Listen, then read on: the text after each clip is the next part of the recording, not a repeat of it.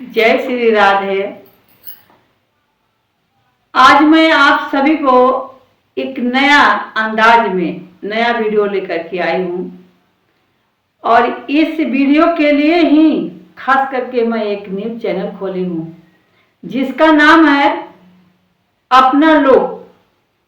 जी हाँ, पहला हमारा चैनल है लोकगीत वाइदा त्रिपाठी, ये दूसरा चैनल है अपना लोक। इस अपना लोक में हम क्यों आए और हमारा जन्म क्यों हुआ और हम कौन हैं, इस धरती पर आने का क्या मकसद है, क्या रहस्य है, क्या हमें किस बात की चिंता लगी रहती है, हम कभी खुश नहीं रहते। इसी 4 छंद शब्दों में मैं बातें करूंगी।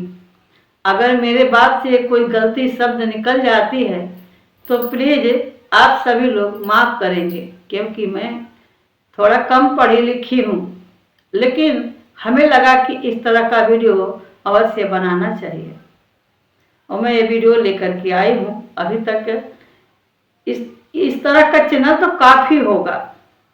आध्यात्मिक तरफ हम जब बढ़ते हैं तो अनेकों वीडियो नाना प्रकार के मिलती है, लेकिन मैं अपने माध्यम से आप लोग को कुछ ऐसे अवगत बातें कराऊंगी जो कि हमारे साथ के जो बहनें और जो सखियां हैं और चाची काकी नानी बुआ है वो नहीं जानती है, वहाँ तक नहीं पहुँचती है।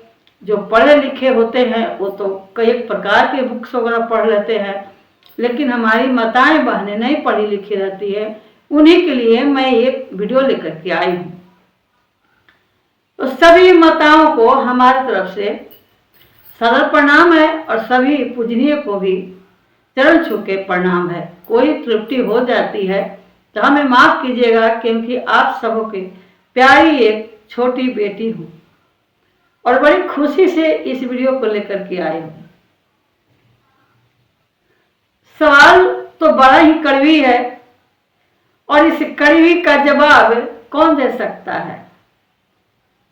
इस कड़वी का जवाब तो केवल नारायण ही दे सकते हैं और भागवत गीता में श्री कृष्ण भगवान ने कहे हैं कि तुम एक आत्मा हो, आत्मा शाश्वत होती है, नाश्वर नहीं होती है।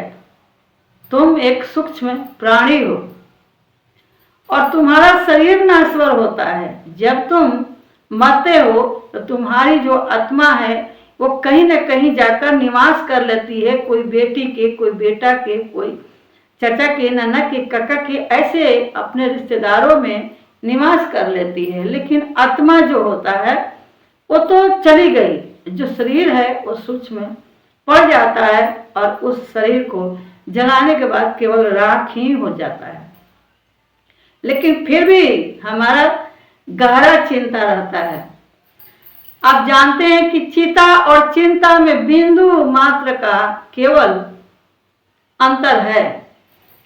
चिंता हमें चिता पर ले जाती है और जिसके पास नारायण है तो चिंता किस बात की है। तो हम कौन हैं? पहला प्रश्न का जवाब है हम कौन हैं। हम एक आत्मा है, सूक्ष्म प्राणी है। हम धरती पर क्यों आए?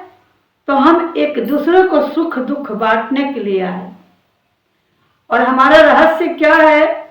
हमारा रहस्य क्या है कि जो हमारा धर्म है उस धर्म को साथ में लेकर के चले और सांसारिक सुख रहते हुए भी, भोगते हुए भी हम भगवान को समय समय पर याद करते रहें। यही हमारा धर्म है।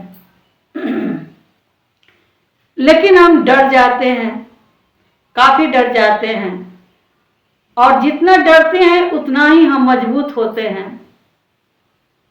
और डरने के साथ एक और डर होता है कि धन कहाँ से आएगा और स्वास्थ्य हमारा ठीक रहेगा कि नहीं। और तीसरा सबसे विषम परिस्थिति आती है कि हमें किसी ने प्रशंसा नहीं किया,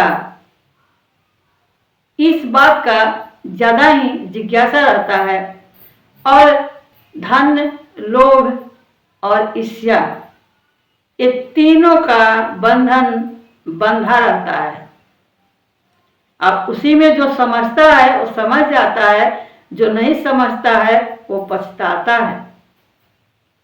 जिस तरह भगवान ब्रह्मा जी ने अवतार लिए थे, तो भगवान जी का भी सवाल ये था कि आखिर हम कौन हैं, हमारा रहस्य क्या है। तब भगवान नारायण से जा करके पूछने लगे कि हे प्रभु, हे श्री हरि विष्णु नारायण, आप कहिए मेरा जन्म क्यों हुआ, मैं क्यों धरती पर आया, हमारा रहस्य क्या है।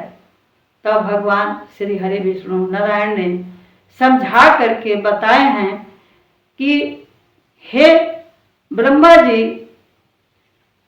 आपको हमने क्षीर सागर में सैया पर सोते समय अपने नाभि से, कमल के फूल से आपको हमने अवतार किया है, इसलिए कि सृष्टि को रचना करो और सृष्टि की रचना करके, सृष्टि को रचना करके हर प्राणी को रक्षा करो।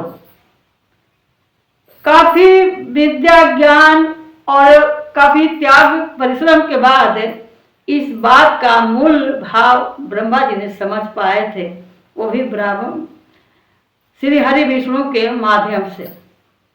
हम तो एक सूक्ष्म प्राणी हैं, हम क्या जानते हैं, हम तो कुछ नहीं जानते हैं। हम तो केवल वही जानते हैं कि हमारा है, ये तुम्हारा है, इसी में फंसे रहते हैं और इसमें फंस करके हम मरते झगड़ते रहते हैं। हमें डर रहता है कि धन कहाँ से आए, चिंता बना लेते हैं। इस चिंता में स्वास्थ्य भी बिगड़ती है और परिवार भी खराब होता है, एक दूसरे से संबंध टूट जाता है। अगर हम किसी से प्यार से 4 बात बोलें और समझें, तो वो 4 बात प्यार से समझे और बोलने से ही वो भी वापस हमें 4 बात अच्छे से कहेगा, तो हमें कहने का मौका नहीं मिलेगा कि हमें किसी ने प्रशंसा नहीं किया। अगर किसी का हम बुराई न करेंगे तो वो भी हमें सुनने को नहीं मिलेगा। तो ये सबसे बड़ा ये चीज है, इसको समझना है।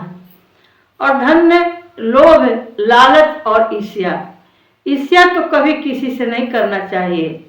और धन तो उतना ही होगा जितना आप परिश्रम करेंगे, लेकिन आपका जन्म सिद्ध अधिकार है कि जब आप जन्म, भगवान नारायण ने आपको आत्मा के रूप में भेजा धरती पर, तभी ही एक संसार रूपी माया को ठोक दिया।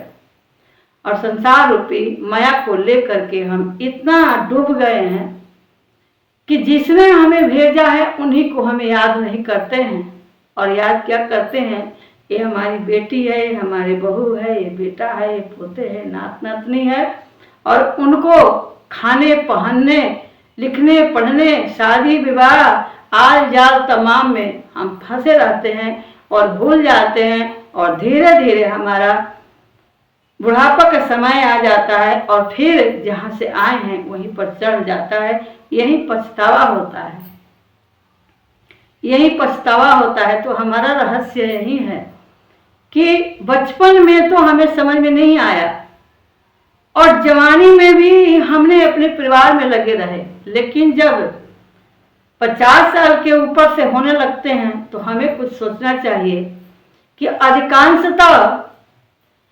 अधिकांशतः समय से ज्यादा, अपने परिवार से ज्यादा ऐसे व्यक्ति, जरूरतमंद को हमें दान करना चाहिए। अन्न की दान, कपड़े की दान, रुपए की दान, जो उसे परेशानी हो रही है उसके दुख सुख में हमें आटना चाहिए।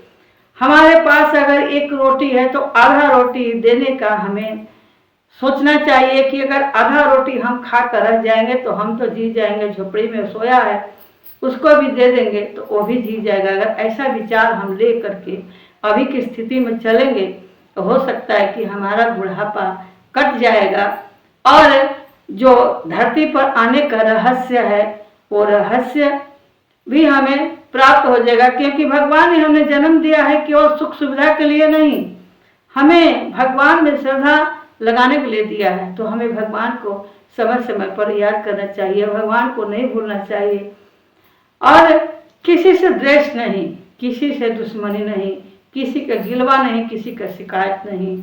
शरीर हमारा साथ नहीं दे रहा है, फिर भी नम्र भाव से बातें करना। अगर व्रत नहीं करते हैं तो कोई दिक्कत नहीं, हम अपने हाथ से एक मुट्ठी अनाज किसी को दान करते हैं, अपने तन से एक कपड़ा हम किसी को दान करते हैं, एक कमी पहने, तो उससे ज़्यादा फायदामंद कुछ नहीं होगा, और जो हमारा कर्म है वो कर्म पूरा हो जाएगा। क्योंकि परिवार के लिए तो हमने किया, लेकिन धर्म के लिए कुछ नहीं किया। यही हमने चार छंद करना है। अगर कोई गलती हुई तो क्षमा करना हमें आप सभी लोग।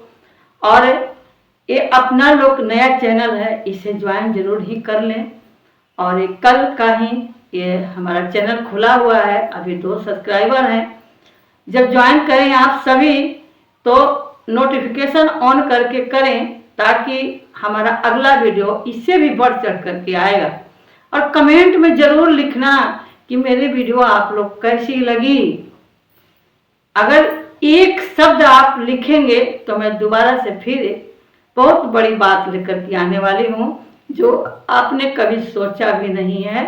तो जय श्री नारायण, जय